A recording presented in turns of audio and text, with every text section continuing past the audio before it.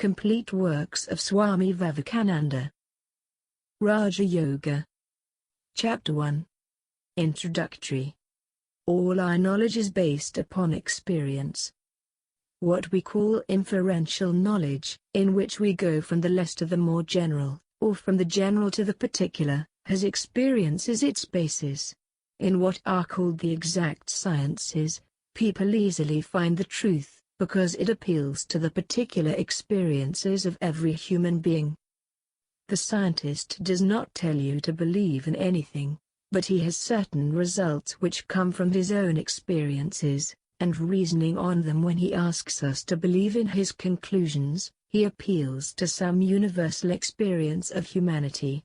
In every exact science there is a basis which is common to all humanity, so that we can at once see the truth or the fallacy of the conclusions drawn therefrom.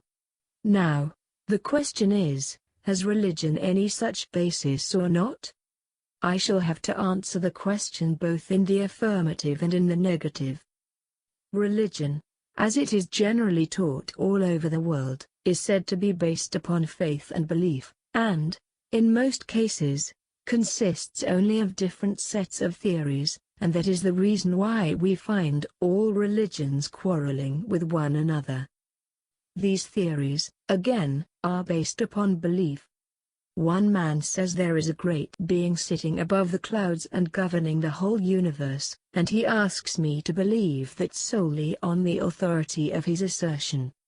In the same way, I may have my own ideas, which I am asking others to believe, and if they ask a reason, I cannot give them any. This is why religion and metaphysical philosophy have a bad name nowadays. Every educated man seems to say, "Oh, these religions are only bundles of theories without any standard to judge them by, each man preaching his own pet ideas." Nevertheless, there is a basis of universal belief in religion, governing all the different theories and all the varying ideas of different sects in different countries. Going to their basis, we find that they also are based upon universal experiences. In the first place, if you analyze all the various religions of the world, you will find that these are divided into two classes, those with a book and those without a book. Those with a book are the strongest, and have the largest number of followers. Those without books have mostly died out, and the few new ones have very small following. Yet, in all of them we find one consensus of opinion, that the truths they teach are the results of the experiences of particular persons. The Christian asks you to believe in his religion, to believe in Christ and to believe in him as the incarnation of God, to believe in a God, in a soul, and in a better state of that soul. If I ask him for reason, he says he believes in them. But if you go to the fountainhead of Christianity, you will find that it is based upon experience. Christ said he saw God, the disciples said they felt God, and so forth. Similarly, in Buddhism, it is Buddha's experience. He experienced certain truths, saw them, came in contact with them, and preached them to the world. So with the Hindus. In their books the writers, who are called rishis, or sages, declare they experienced certain truths, and these they preach. Thus it is clear that all the religions of the world have been built upon that one universal and adamantine foundation of all our knowledge, direct experience. The teachers all saw God, they all saw their own souls, they saw their future, they saw their eternity, and what they saw they preached. Only there is this difference that by most of these religions, especially in modern times, a peculiar claim is made, namely, that these experiences are impossible at the present day. They were only possible with a few men, who were the first founders of the religions that subsequently bore their names. At the present time these experiences have become obsolete, and, therefore, we have now to take religion on belief. This I entirely deny. If there has been one experience in this world in any particular branch of knowledge, It absolutely follows that that experience has been possible millions of times before, and will be repeated eternally. Uniformity is the rigorous law of nature. What once happened can happen always. The teachers of the science of yoga, therefore, declare that religion is not only based upon the experience of ancient times, but that no man can be religious until he has the same perceptions himself. Yoga is the science which teaches us how to get these perceptions. It is not much use to talk about religion until one has felt it. Why is there so much disturbance, so much fighting and quarreling in the name of God? There has been more bloodshed in the name of God than for any other cause, because people never went to the fountainhead. They were content only to give a mental assent to the customs of their forefathers, and wanted others to do the same. What right has a man to say he has a soul if he does not feel it, or that there is a God if he does not see him? If there is a God we must see him, if there is a soul we must perceive it, otherwise it is better not to believe. It is better to be an outspoken atheist than a hypocrite. The modern idea, on the one hand, with the learned is that religion and metaphysics and all search after a supreme being are futile. On the other hand, with the semi-educated, the idea seems to be that these things really have no basis. Their only value consists in the fact that they furnish strong motive powers for doing good to the world. If men believe in a God, they may become good, and moral, and so make good citizens. We cannot blame them for holding such ideas, seeing that all the teaching these men get is simply to believe in an eternal rigmarole of words, without any substance behind them. They are asked to live upon words. Can they do it? If they could, I should not have the least regard for human nature. Man wants truth, wants to experience truth for himself. When he has grasped it, realized it, felt it within his heart of hearts, then alone, declare the Vedas, would all doubts vanish, all darkness be scattered, and all crookedness be made straight. Ye children of immortality, even those who live in the highest sphere, the way is found. There is a way out of all this darkness, and that is by perceiving him who is beyond all darkness. There is no other way. The science of Raja Yoga proposes to put before humanity a practical and scientifically worked out method of reaching this truth. In the first place, every science must have its own method of investigation. If you want to become an astronomer and sit down and cry astronomy, astronomy, it will never come to you. The same with chemistry. A certain method must be followed. You must go to a laboratory, take different substances, mix them up, compound them, experiment with them, and out of that will come a knowledge of chemistry. If you want to be an astronomer, you must go to an observatory, take a telescope, study the stars and planets, and then you will become an astronomer. Each science must have its own methods. I could preach you thousands of sermons, but they would not make you religious until you practiced the method. These are the truths of the sages of all countries, of all ages, of men pure and unselfish, who had no motive but to do good to the world. They all declare that they have found some truth higher than what the senses can bring to us, and they invite verification. They ask us to take up the method and practice honestly, and then, if we do not find this higher truth, we will have the right to say there is no truth in the claim, but before we have done that, we are not rational in denying the truth of their assertions. So we must work faithfully using the prescribed methods, and light will come. In acquiring knowledge we make use of generalizations, and generalization is based upon observation. We first observe facts, then generalize, and then draw conclusions or principles. The knowledge of the mind, of the internal nature of man, of thought, can never be had until we have first the power of observing the facts that are going on within. It is comparatively easy to observe facts in the external world, for many instruments have been invented for the purpose, but in the internal world we have no instrument to help us. Yet we know we must observe in order to have a real science. Without a proper analysis, any science will be hopeless, mere theorizing. And that is why all the psychologists have been quarreling among themselves since the beginning of time, except those few who found out the means of observation. The science of Raja Yoga, in the first place, proposes to give us such a means of observing the internal states. The instrument is the mind itself. The power of attention, when properly guided and directed towards the internal world, will analyze the mind and illumine facts for us. The powers of the mind are like rays of light dissipated. When they are concentrated, they illumine. This is our only means of knowledge.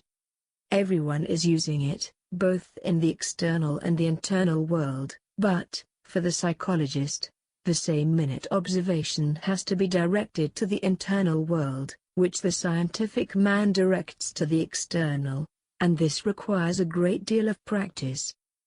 From our childhood upwards we have been taught only to pay attention to things external, but never to things internal, hence most of us have nearly lost the faculty of observing the internal mechanism.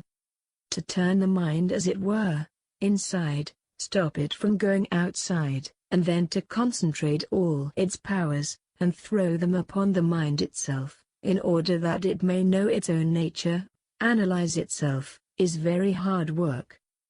Yet that is the only way to anything which will be a scientific approach to the subject. What is the use of such knowledge?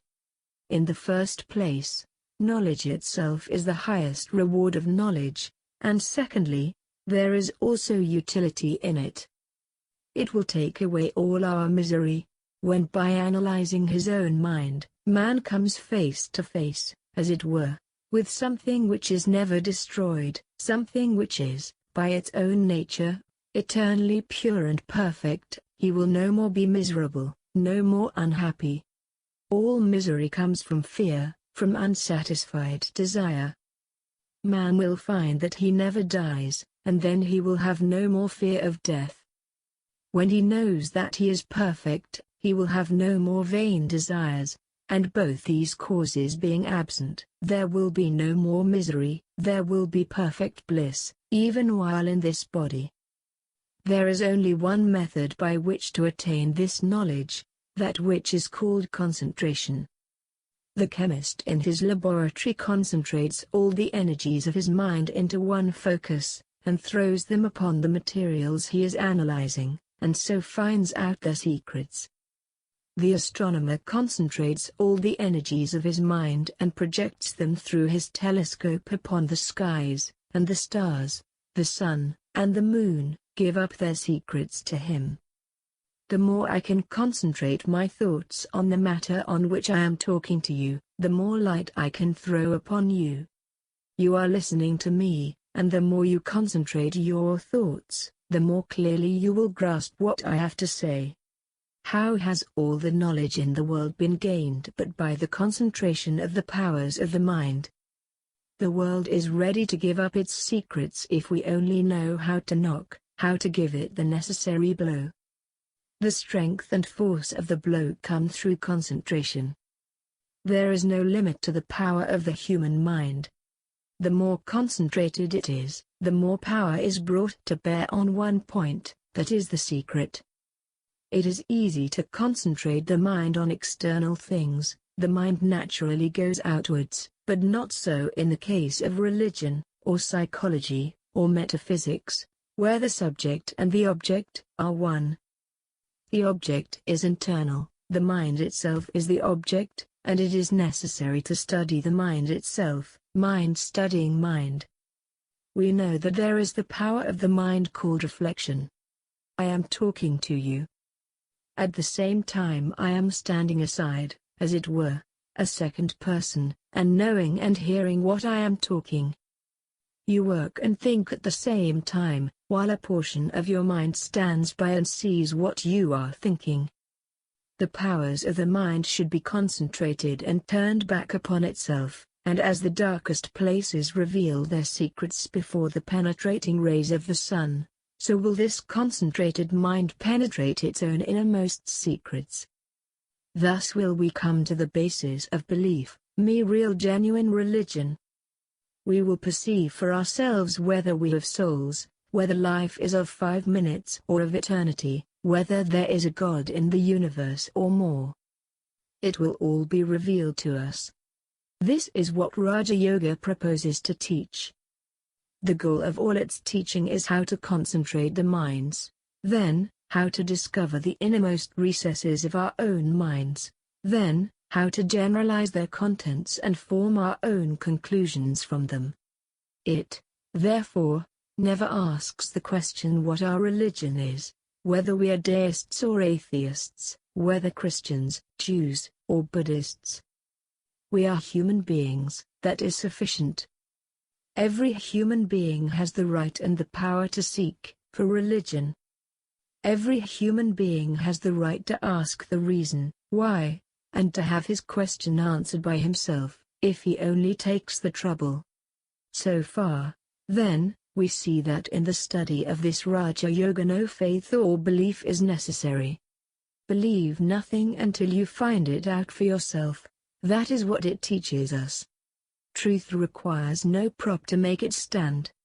Do you mean to say that the facts of our awakened state require any dreams or imaginings to prove them? Certainly not. This study of Raja Yoga takes a long time and constant practice. A part of this practice is physical, but in the main it is mental. As we proceed we shall find how intimately the mind is connected with the body. If we believe that the mind is simply a finer part of the body, and that mind acts upon the body, then it stands to reason that the body must react upon the mind. If the body is sick, the mind becomes sick also. If the body is healthy, the mind remains healthy and strong.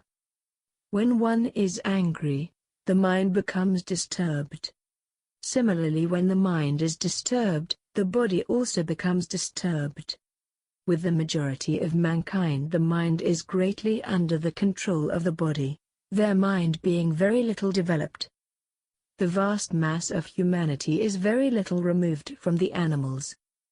Not only so, but in many instances, the power of control in them is little higher than that of the lower animals. We have very little command of our minds. Therefore, to bring that command about, to get that control over body and mind, we must take certain physical helps. When the body is sufficiently controlled, we can attempt the manipulation of the mind. By manipulating the mind, we shall be able to bring it under our control, make it work as we like, and compel it to concentrate its powers as we desire. According to the Raja Yogi, the external world is but the gross form of the internal, or subtle. The finer is always the cause, the grosser the effect. So the external world is the effect, the internal the cause. In the same way, external forces are simply the grosser parts, of which the internal forces are the finer. The man who has discovered and learned how to manipulate the internal forces will get the whole of nature under his control. The yogi proposes to himself no less a task than to master the whole universe, to control the whole of nature.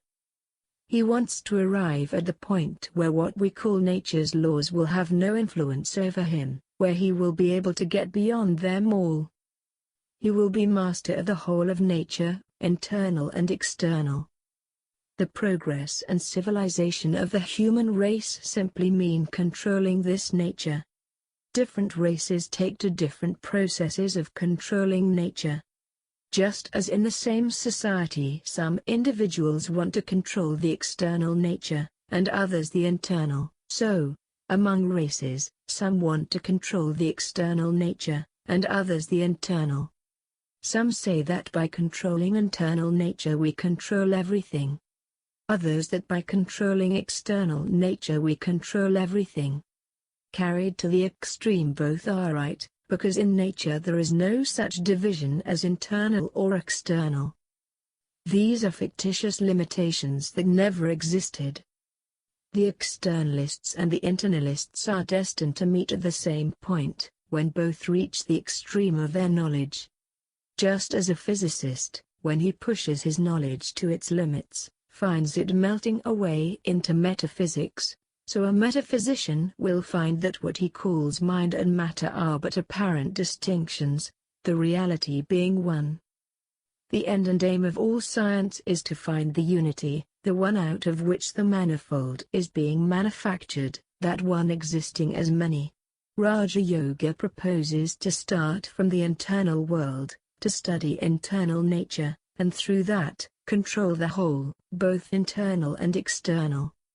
It is a very old attempt. India has been its special stronghold, but it was also attempted by other nations. In Western countries it was regarded as mysticism, and people who wanted to practice it were either burned or killed as witches and sorcerers. In India, for various reasons, it fell into the hands of persons who destroyed 90% of the knowledge, and tried to make a great secret of the remainder. In modern times many so-called teachers have arisen in the West worse than those of India, because the latter knew something, while these modern exponents know nothing. Anything that is secret and mysterious in these systems of yoga should be at once rejected. The best guide in life is strength. In religion, as in all other matters, discard everything that weakens you, have nothing to do with it. Mystery-mongering weakens the human brain. It has well-nigh destroyed yoga, one of the grandest of sciences. From the time it was discovered, more than 4,000 years ago, yoga was perfectly delineated, formulated, and preached in India. It is a striking fact that the more modern the commentator the greater the mistakes he makes, while the more ancient the writer the more rational he is. Most of the modern writers talk of all sorts of mystery. Thus yoga fell into the hands of a few persons who made it a secret, instead of letting the full blaze of daylight and reason fall upon it. They did so that they might have the powers to themselves. In the first place, there is no mystery in what I teach. What little I know I will tell you. So far as I can reason it out I will do so, but as to what I do not know I will simply tell you what the books say. It is wrong to believe blindly. You must exercise your own reason and judgment, you must practice, and see whether these things happen or not. Just as you would take up any other science, exactly in the same manner you should take up this science for study. There is neither mystery nor danger in it. So far as it is true, it ought to be preached in the public streets, in broad daylight. Any attempt to mystify these things is productive of great danger. Before proceeding further, I will tell you a little of the Sankhya philosophy, upon which the whole of Raja Yoga is based. According to the Sankhya philosophy, the genesis of perception is as follows. The affections of external objects are carried by the outer instruments to their respective brain centers or organs. The organs carry the affections to the mind to the determinative faculty. From this the Purusha, the soul, receives them, when perception results. Next he gives the order back, as it were, to the motor centers to do the needful. With the exception of the Purusha all of these are material, but the mind is much finer matter than the external instruments. That material of which the mind is composed goes also to form the subtle matter called the tanmatras. These become gross and make the external matter. That is the psychology of the Sankhya. So that between the intellect and the grosser matter outside there is only a difference in degree. The Purusha is the only thing which is immaterial. The mind is an instrument, as it were, in the hands of the soul, through which the soul catches external objects. The mind is constantly changing and vacillating, and can, when perfected, either attach itself to several organs, to one, or to none. For instance, if I hear the clock with great attention, I will not, perhaps, see anything although my eyes may be open, showing that the mind was not attached to the seeing organ, while it was to the hearing organ. But the perfected mind can be attached to all the organs simultaneously. It has the reflexive power of looking back into its own depths. This reflexive power is what the yogi wants to again. By concentrating the powers of the mind, and turning them inward, he seeks to know what is happening inside. There is in this no question of mere belief, it is the analysis arrived at by certain philosophers. Modern physiologists tell us that the eyes are not the organ of vision, but that the organ is in one of the nerve centers of the brain, and so with all the senses. They also tell us that these centers are formed of the same material as the brain itself. The Sankhya's also tell us the same thing. The former is a statement on the physical side, and the latter on the psychological side, yet both are the same. Our field of research lies beyond this. The yogi proposes to attain that fine state of perception in which he can perceive all the different mental states. There must be mental perception of all of them. One can perceive how the sensation is traveling, how the mind is receiving it, how it is going to the determinative faculty, and how this gives it to the Purusha. As each science requires certain preparations and has its own method, which must be followed before it could be understood, even so in Raja Yoga. Certain regulations as to food are necessary. We must use that food which brings us the purest mind. If you go into a menagerie, you will find this demonstrated at once. You see the elephants, huge animals, but calm and gentle, and if you go towards the cages of the lions and tigers, you find them restless, showing how much difference has been made by food. All the forces that are working in this body have been produced out of food, we see that every day. If you begin to fast, first your body will get weak, the physical forces will suffer, then after a few days, the mental forces will suffer also. First, memory will fail. Then comes a point, when you are not able to think, much less to pursue any course of reasoning. We have, therefore, to take care what sort of food we eat at the beginning, and when we have got strength enough. When our practice is well advanced, we need not be so careful in this respect. While the plant is growing it must be hedged round, lest it be injured, but when it becomes a tree, the hedges are taken away. It is strong enough to withstand all assaults. A yogi must avoid the two extremes of luxury and austerity. He must not fast, nor torture his flesh. He who does so, says the Gita, cannot be a yogi. He who fasts, he who keeps awake, he who sleeps much, he who works too much, he who does no work, none of these can be a yogi. Gita, Vi, 16.